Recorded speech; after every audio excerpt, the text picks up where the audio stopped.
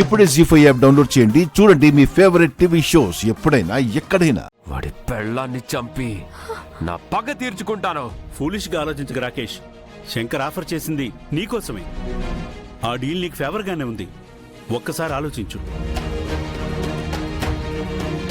ఈ అమ్మాయిని చంపేస్తే నువ్వు పెద్ద క్రిమినల్ అవుతావు.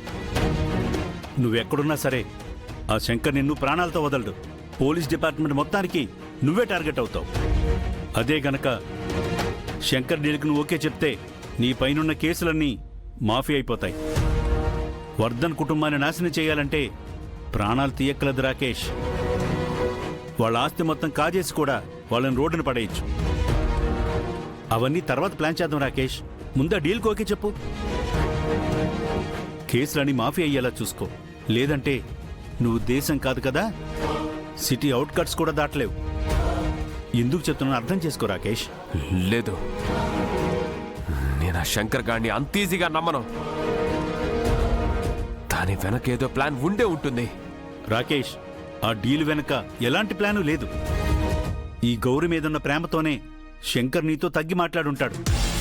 ఇందులో నీకే మంచి జరుగుతుంది. కేసు విత్డ్రా పేపర్లన్నీ నేను రెడీ చేస్తాను. నీకు ఆర్యవర్ధన్ కుటుంబానికి అసలు ఏ శత్రుత్వం లేదనేలా అందులో నేను నోట్ చేస్తాను. ఫ్యూచర్లో ఆ ఫ్యామిలీకి నువ్వు ఏ హామ్ చేసినా కానీ నీ మీద డౌట్ పడడానికే ఉండదు. అర్థమవుతుందా? బాస్ ఆ లాయర్ చెప్పింది నిజమే కదా బాస్.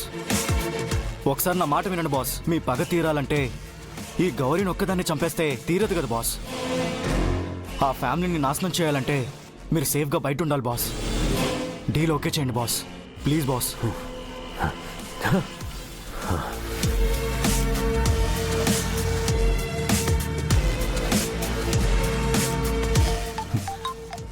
హలో రాకేష్, చెప్పు. నీ డీల్ నాకు ఓకే. నేను లొకేషన్ పంపిస్తాను, నువ్వు ఓనర్ని తీసుకొచ్చి అప్పగించు. అలాగే, thank you so much. Shankar, అతి తెలివితేటలు ప్రదర్శించుకో. పోలీసుల్ని తీసుకొస్తే గౌరీ మీకు దక్కదు. Minded and be careful. అలాంటిదేమీ జరగదు. నీకు ఓనర్ని అప్పగిస్తాను, దానికి బదులుగా నువ్వు గౌరీ గారిని అప్పగించు చాలు. రాయ్, ఆ శంకర్ గారిని నమ్మడానికి వీల్లేదు. ఓనర్ని అప్పగించిన తర్వాతే ఈ గౌరీ ఉన్న అడ్రస్ చెప్తాను. ఓనర్ని హ్యాండ్ ఓవర్ చేసుకోవడానికి నేను మాత్రమే వెళ్తాను. ఆ తర్వాతే ఈ అడ్రస్ వాళ్ళకి చెప్తాను. అంతవరకు మీరిక్కడే ఈ గౌరీని జాగ్రత్తగా చూసుకోండి. అలాగే బాస్. గౌరీ లేకుండా ఓనర్ని అప్పగిస్తారంటావా? అప్పగించాలి లాయరు, వాడికి ఇంకో ఆప్షన్ లేదు. నేనివ్వను కూడా. ఇవ్వను. పదండ్రా.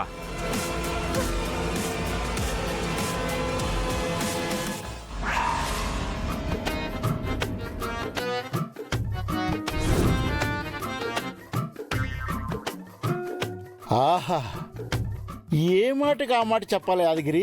ఎంత సమ్మగా ఉందో. ఎందుకుండదండి, మా చేతలో సేవలు చేయించుకుంటుంటే సమ్మగానే ఉంటుంది. దేనికైనా పెట్టి పుట్టాలయ్యా. నా టైం బాగోక నీకు దొరికిపోయాను రా. నువ్వు పెద్ద భాషా లెవెల్లో పోజులేస్తున్నావు. నీకుంటదో రే.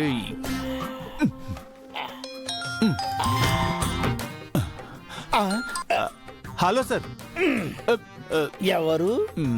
శంకర్ సార్, అదే ఆర్యవర్ధన్ సార్. ఓ, నా మనవని నేను పిలుస్తున్నానని చెప్పి వెంటనే రమ్మను. మీ మనవడు ఇప్పుడు మీ మనవరాలు వెతికే పనిలో ఉన్నారండి. మీరు ఈ లోపు ఈ పాలు తాగుతూ ఉండండి, నేను ఇప్పుడే వస్తాను.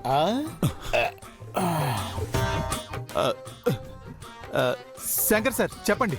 బాబాయ్, ఆ ఓనర్ గారు ఏం చేస్తున్నాడు? బాగా విసిగిస్తున్నాడా? మామూలుగా కాదు సార్, వీడు అవసరం లేదు అని ఒక్క మాట చెప్పండి, ఒక్క గుద్దుతో ఇక్కడే చంపేస్తాను. వద్దులే, ఆ పాపం మనకెందుకు కానీ వాడిని ఆ రాకేష్ గడికి అప్పచెప్తే వాడే వాడిని బలిచ్చేస్తాడు. వాడిని ఇక్కడికి తీసుకొచ్చే. ఏమంటున్నారు సార్? అవును, వాడిని రాకేష్కి అప్పగించి బదులుగా గౌరీ గారిని మనకు అప్పగించేలా డీల్ మాట్లాడాను. అందుకే వాడికి ఏ డౌట్ రాకుండా తీసుకొచ్చే. అమ్మాయ, మంచి విషయం చెప్పారు సార్. మీరు అక్కడే వెయిట్ చేస్తూ ఉండండి సార్. ఈ బకరాగాన్ని ఇప్పుడే బలికి రెడీ చేసి తీసుకొస్తా. ఉంటాను సార్. రాకేష్ నుంచి గౌరీని కాపాడడానికి ఎంత కష్టపడ్డావు. ఇప్పుడు అంతా రాకేష్కి ఫేవర్గా జరుగుతుంది కదా శంకర్.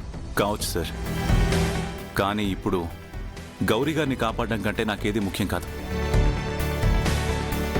రాకేష్ గారిని అరెస్ట్ చేయించడం ముఖ్యమే, కానీ దానికి గౌరీ గారి ప్రాణాల్ని పణంగా పెట్టలేను. రాకేష్ని పట్టుకోవడానికే నేను ఓనర్ని మనకు అనుకూలంగా మార్చాను. ఇప్పుడు అతన్ని అప్పగిస్తే గాని గౌరీ గారిని కాపాడుకోలేని పరిస్థితి. మీరేం కంగారు పడకండి సార్. రాకేష్ను వదిలేయడం వల్ల అక్కి అభయలకి తిరట్టనే కదా మీ భయం? గౌరీ గారినే కాదు, అక్కి అభయల్ని కాపాడుకోవడం కూడా నా బాధ్యతే అనుకుంటా. నా ప్రాణాలు అడ్డు పెట్టైనా సరే వాళ్ళకి రక్షణగా ఉంటా.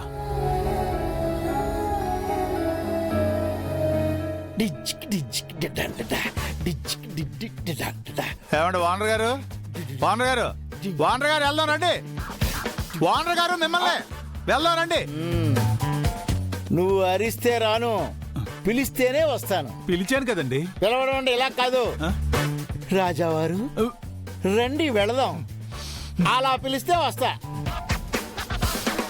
జయము జయము రాజావారికి. తమరి మనవడు గారు రమ్మంటున్నారు, దయచేయండి. అటులోనా? ఎక్కడికి? ఏట్లోకి. ఏంటి? అదేనండి, ఊరు చివర ఏరు పక్కన 20 ఎకరాల్లో ఫామ్ హౌస్ ఉంది. అది మీరు చూడడం కోసం మీ మనవడు గారు తమని అక్కడ రమ్మన్నారు. 20 ఎకరాల ఫామ్ హౌసా?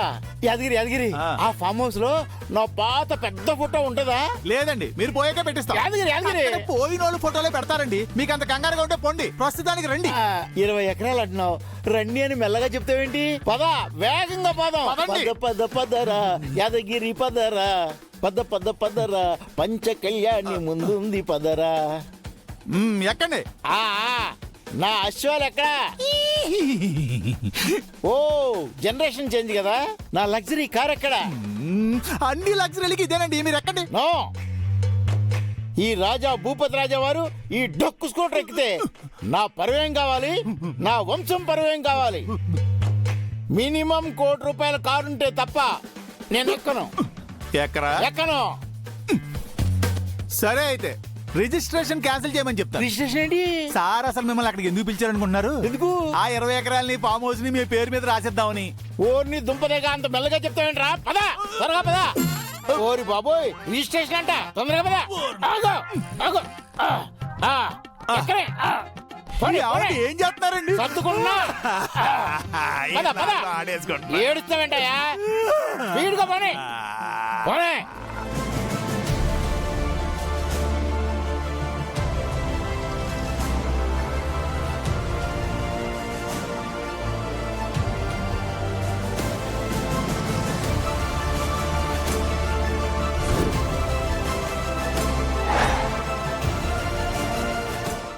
జీ5 యాప్ డౌన్లోడ్ చేసి అన్ని ఎపిసోడ్స్ పూర్తి ఉచితంగా చూడండి.